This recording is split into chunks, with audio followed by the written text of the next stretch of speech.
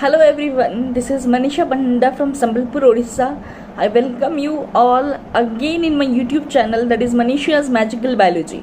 Yes, I have already given the one of the videos of the first video of the chapter 11, that is biotechnology principles and processes, and in this video I would be discussing about the principles of biotechnology. Yes, I would be discussing about the principles of biotechnology, and before discussing the principles of biotechnology I would be discussing the theme of the biotechnology. Recombinant DNA technology, biotechnology का theme क्या होता है वो पहले हम लोग discussion करेंगे, फिर जाके will get back to that principles of biotechnology. So what is that theme of biotechnology? Remember, I mean the modern or new biotechnology here. Whenever I'm describing the process now, the process which I'm going to describe now, it means the modern or new biotechnology. It doesn't mean the old और traditional biotechnology, वो mean नहीं करता है. यहाँ पर हम लोग यहाँ पर मॉडर्न और न्यू बायोटेक्नोलॉजी डिस्कस करने वाले हैं. Okay, so what is that modern और new biotechnology or genetic engineering, or it is also called rDNA, small r DNA technology, that is recombinant DNA technology. Remember, so before discussing the principles of the biotechnology, I would like to discuss about the tools of the recombinant DNA technology. I would tell what are the tools क्या क्या है मैं पहले आपको बताऊंगी. Tools बताने के बाद, after discussing the tools, I would tell that what happens exactly, what is the theme, what is the process of recombinant DNA technology. recombinant DNA technology कैसे होता है, क्या होता है, किस तरह से उसका प्रोसेस होता है, shortly I would tell in this video, such that you would be able to get the upcoming videos. The upcoming videos would be about the restriction enzymes के बारे में होगा, वेक्टर के बारे में होगा, एगेरोज जेल इलेक्ट्रोफोरेसिस, ये सब के बारे में होगा, जो कि फर्दर टॉपिक्स है चैप्टर का. अगर आपको थीम ही नहीं पता होगा तो आप फर्दर टॉपिक कैसे समझ पाएंगे.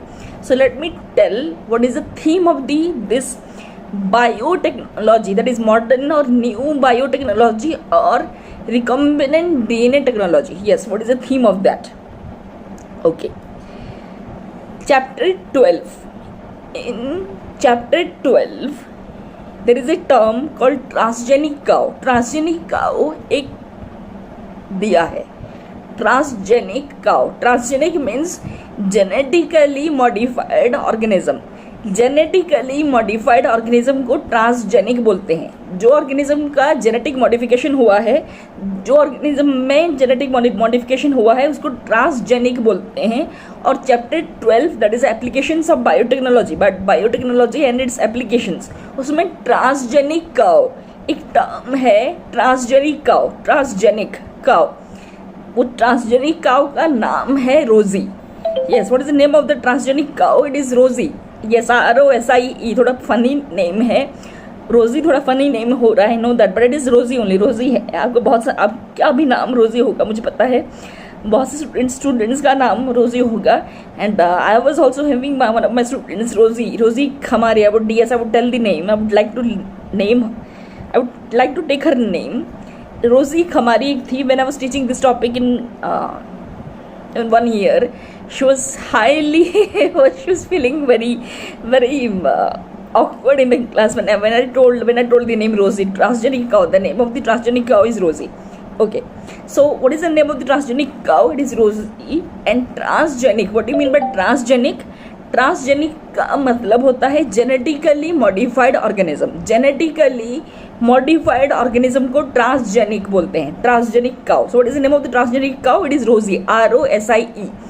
Suppose I would describe, I would give an example, then I will get back to the tools of recombinant DNA technology, then we will get back to the principles of biotechnology. Otherwise you won't be able to get properly. आपको समझ में नहीं आएगा.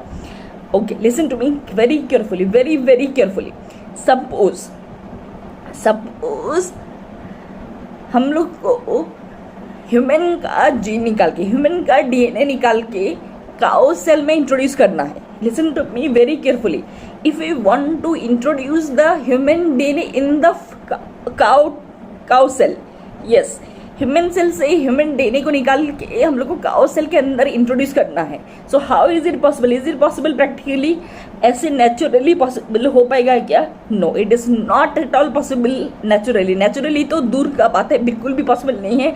Artificially भी किस तरह से possible होगा? It is possible only through recombinant DNA technology. Recombinant DNA technology और जेनेटिक इंजीनियरिंग, यही प्रोसेस से ही पॉसिबल होता है. रिकॉम्बिनेंट डीएनए टेक्नोलॉजी और जेनेटिक इंजीनियरिंग, ये प्रोसेस से ही पॉसिबल हो पाएगा अगर हम लोग दो अलग अलग ऑर्गेनिज्म का डीएनए को अगर फ्यूज करना चाहते हैं, अलग अलग ऑर्गेनिज्म का डीएनए को मिलाना चाहते हैं.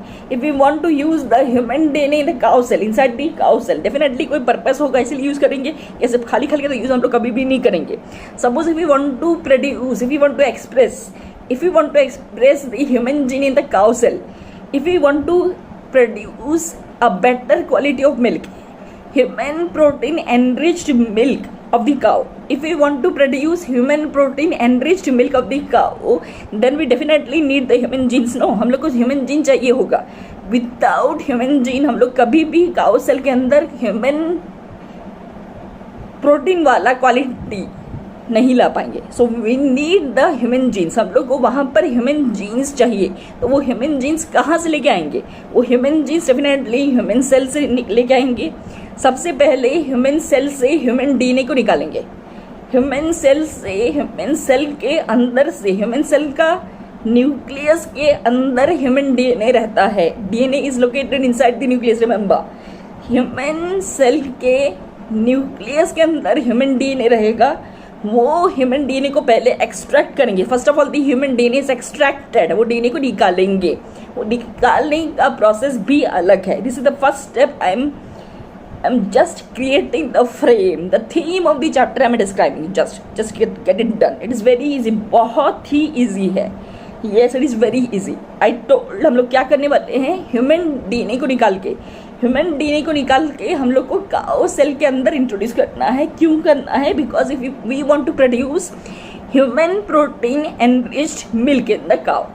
काउ में हम लोग को human protein enriched milk produce करना है. That's why we want to take out the human DNA from the human cell and we want to introduce a particular gene, और you can say the human DNA और human gene inside the cow cell.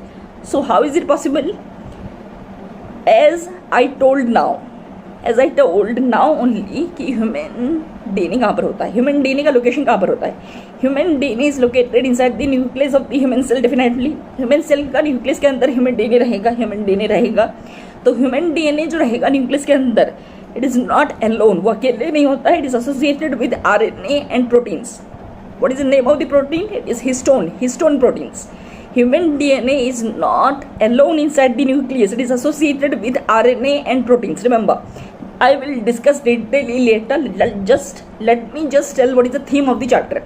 So DNA is not alone inside the nucleus. It is associated with RNA and proteins.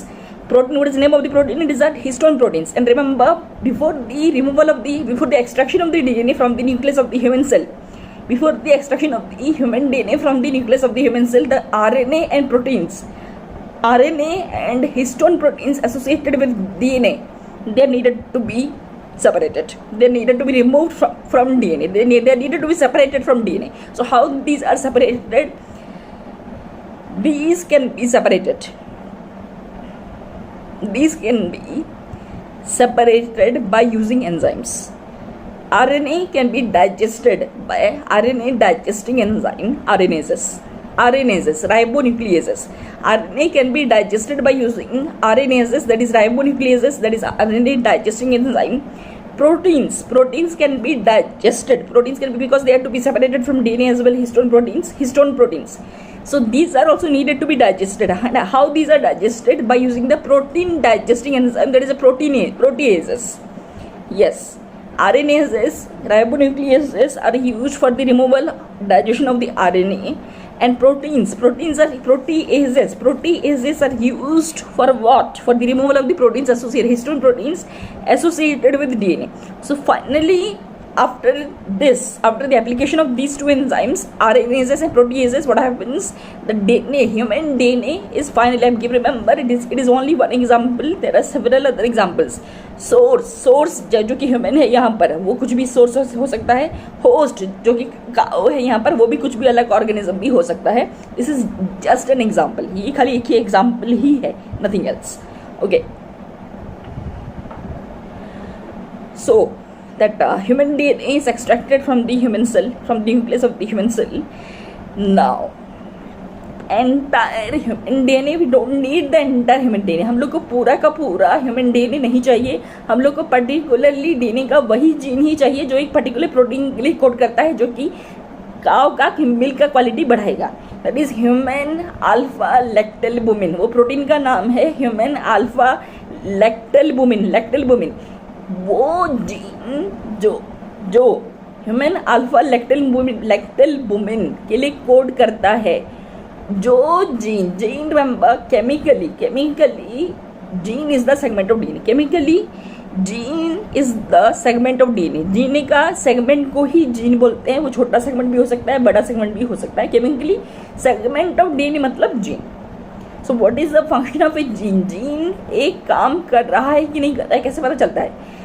जब एक gene एक protein के लिए code करता है, जब एक जीन प्रोटीन के लिए कोड करेगा तभी जाके उसको फंक्शनल बोला जाता है. When a gene codes for a protein then only it is called functional, तभी उसको फंक्शनल बोला जाता है. So what happens? We will not use the entire human DNA. We are not going to use the entire human DNA. We will use only the particular gene which codes for the particular protein, that is human alpha lactalbumin, which increases the quality of the milk in cow cell. Could you follow? So we will use only the particular gene which codes for the human alpha lactalbumin protein, which is responsible for enhancing the quality of the milk inside the cow cell, not inside the human beings. हम लोग को human gene को लेके cow cell के अंदर express कराना है, मतलब प्रोटीन सिंथेसिस कराना है, तभी जाके उसका क्वालिटी, वो हम लोग को काउ का मिल्क का क्वालिटी बढ़ाना है by introducing the human DNA और human genes. Okay, so could you follow how the DNA is extracted? I told DNA is not alone inside the nucleus. It is associated with RNA and proteins that is histone proteins. DNA is not alone inside the nucleus. It is associated with RNA and proteins, that is histone proteins. So RNA and proteins must be removed first. RNA is removed by using RNases, ribonucleases, and proteins are removed by using proteases. So finally the DNA is extracted. After the extraction of the human DNA from the nucleus of the human cell, what happens? It is cut. It is cut by restriction enzymes. It is cut by restriction enzyme. Restriction enzyme से उसका cutting किया जाता है. Sorry. It is cut by restriction enzyme. Restriction enzyme, I would be uploading the further videos about the restriction enzyme only. Further जो भी video रहेगा restriction enzyme के बारे में रहेगा. So that restriction enzyme, what is the function of the restriction enzyme? It cuts the DNA. DNA को particular region में cut करता है. Suppose if we want the particular gene, DNA का, human DNA का, suppose यहाँ पर human DNA का हम लोग को entire DNA नहीं चाहिए, एक particular region चाहिए, particular gene ही चाहिए जो कि यहाँ पर human alpha lactalbumin के लिए कोड करता है, तो हम लोग को वही particular gene ही काटना पड़ेगा. मतलब whole DNA हम लोग को नहीं चाहिए, हम लोग को होल डीएनए का एक पर्टिकुलर सेगमेंट चाहिए, और वो सेगमेंट ऐसे तो नहीं निकल जाएगा, उसको काट के निकालना पड़ता है. और वो कौन काटता है? That is cut by restriction enzymes. I think you followed. The particular gene of interest, it is cut by the restriction enzyme. Restriction enzyme he cut करता है.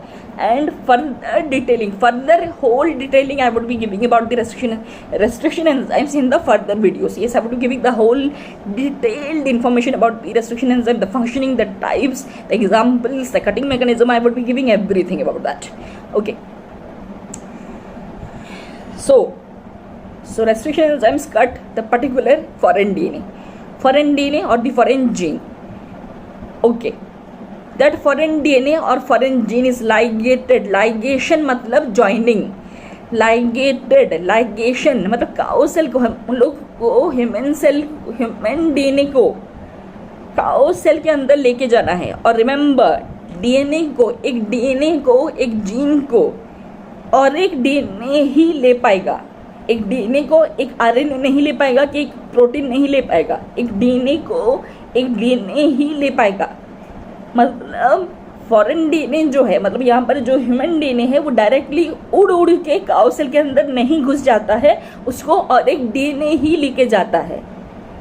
ये ह्यूमन सेल है, ये काउ सेल है। ह्यूमन सेल से human DNA निकल चुका है, तो ह्यूमन डीएनए उड़ के काउ सेल के अंदर नहीं चला जाएगा। It is associated, it is ligated, एक ज्वाइनिंग होता है, it is joint to another DNA. वो और एक डीएनए को क्या बोलते हैं? That another DNA it is called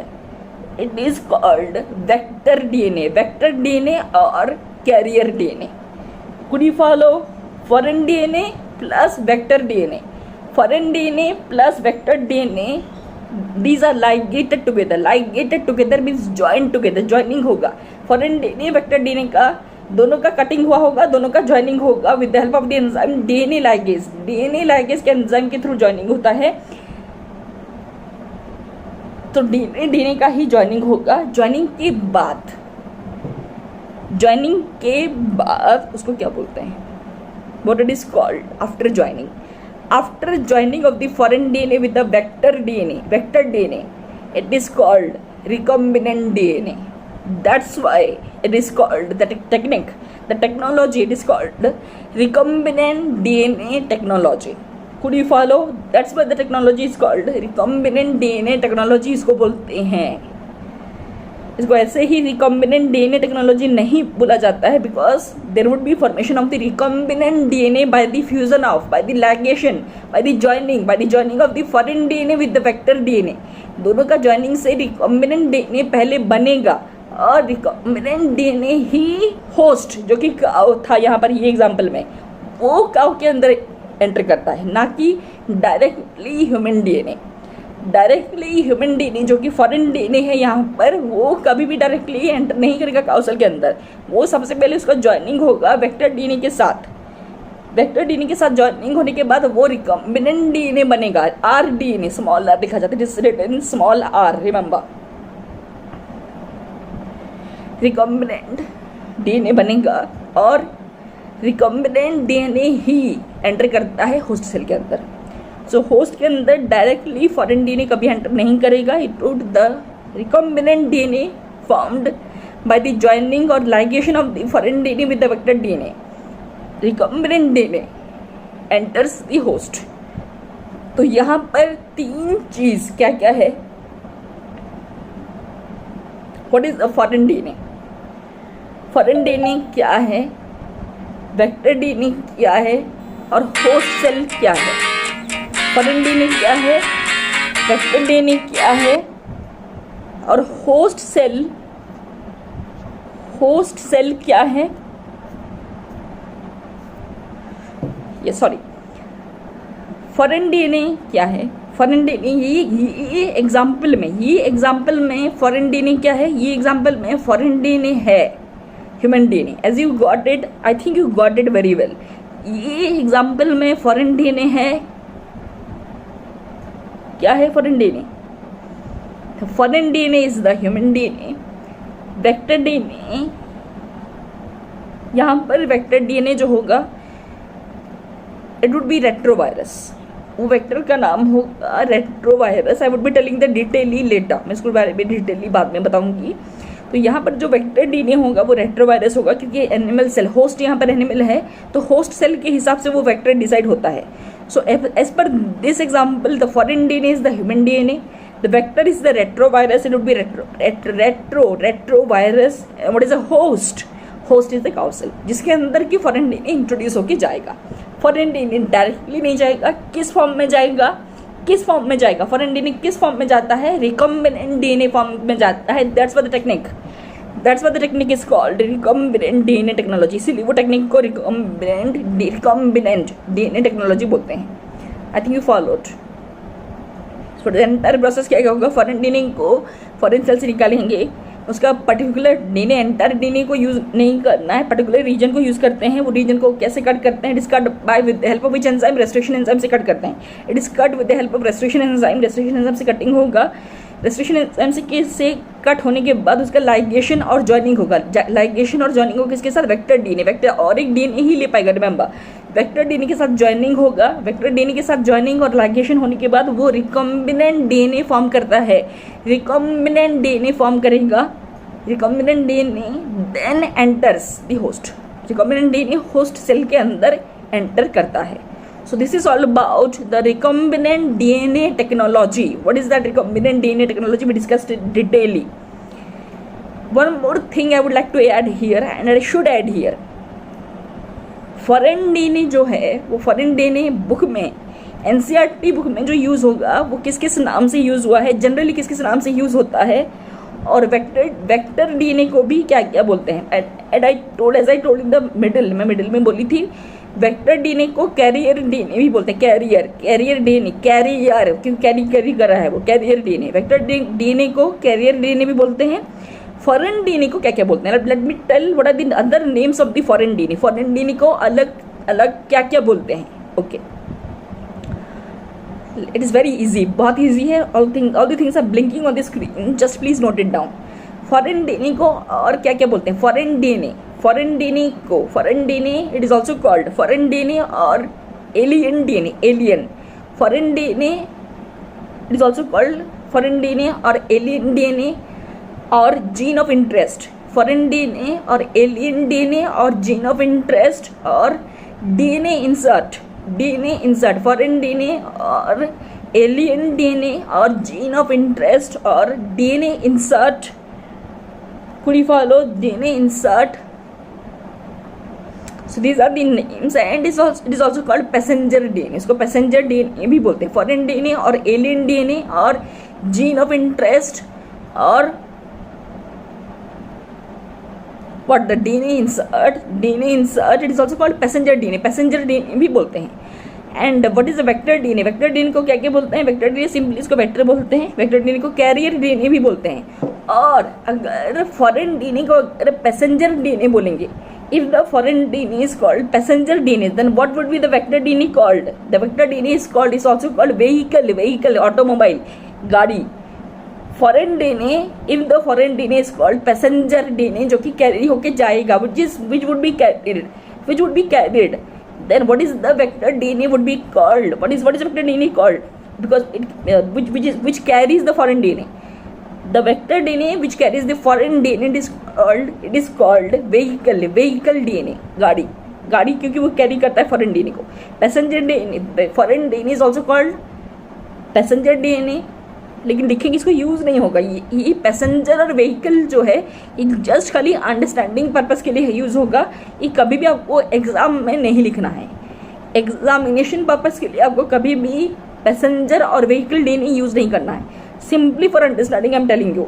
So the foreign DNA is also called passenger DNA and the vector DNA is also called vehicle DNA. So what are the names of foreign DNA? Foreign DNA को क्या बोलते हैं? Foreign DNA और alien DNA और gene of interest और DNA insert. Foreign DNA और alien DNA और gene of interest और DNA insert.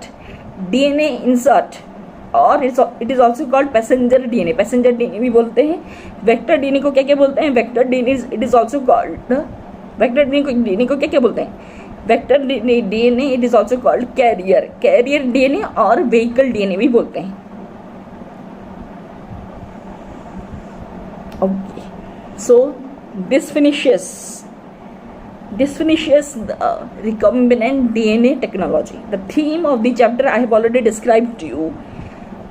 I would be discussing the tools of the recombinant DNA technology and principles of biotechnology or genetic engineering in another separate video. It's already getting linked here, but you need to understand this very well. बहुत ही easy है। एक foreign DNA तीन चीज़ जो मैंने बोला था बिट्टी cotton की वीडियो में, मैंने आपको ऑलरेडी बोल चुका है।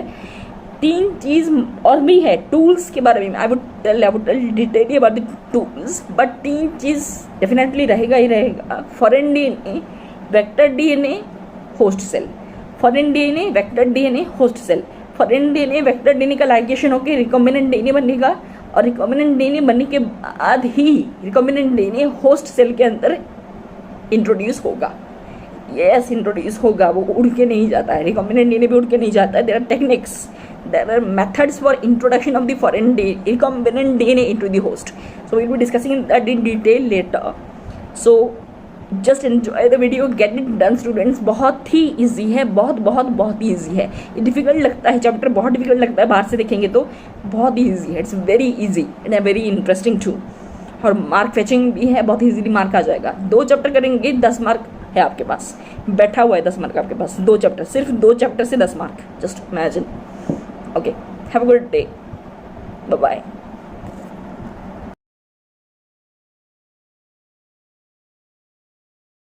Hello everyone, this is Manisha's Magical Biology. Please don't forget to subscribe my channel, like it, please press the bell icon, share it with everyone, and please share your views by commenting in the comment section. Thank you so much.